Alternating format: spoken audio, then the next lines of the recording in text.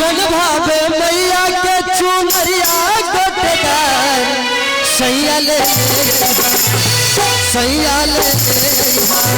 अच्छा तारा बाजा सैया ले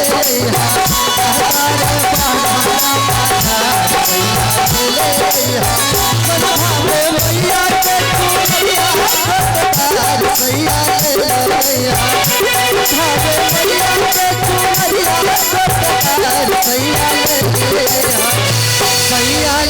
और दोनों हाथ उठाएंगे भैया, कुर्सी वाले भैया अब दोनों हाथ उठाइए ना। जिनके भगवान दो हाथ दिए हैं वो दोनों हाथ उठा ले और प्रेम से बोलिए जगदम्बा मैया की अच्छा तारा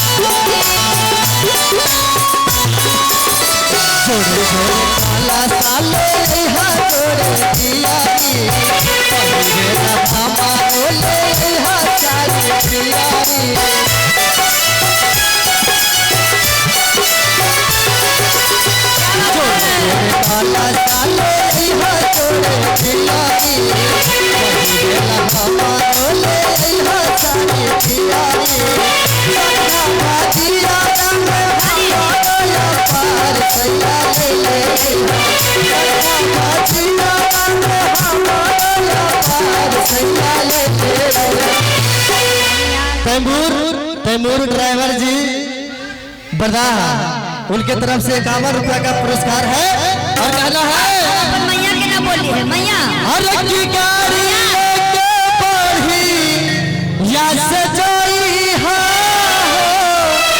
मरदाई बरसा जाला।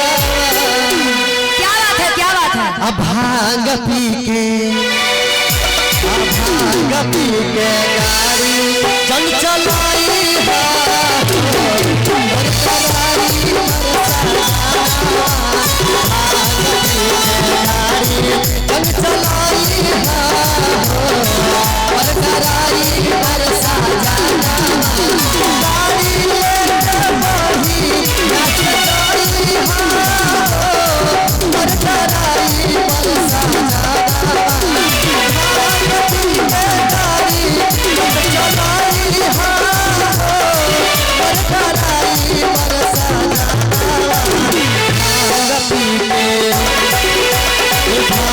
क्या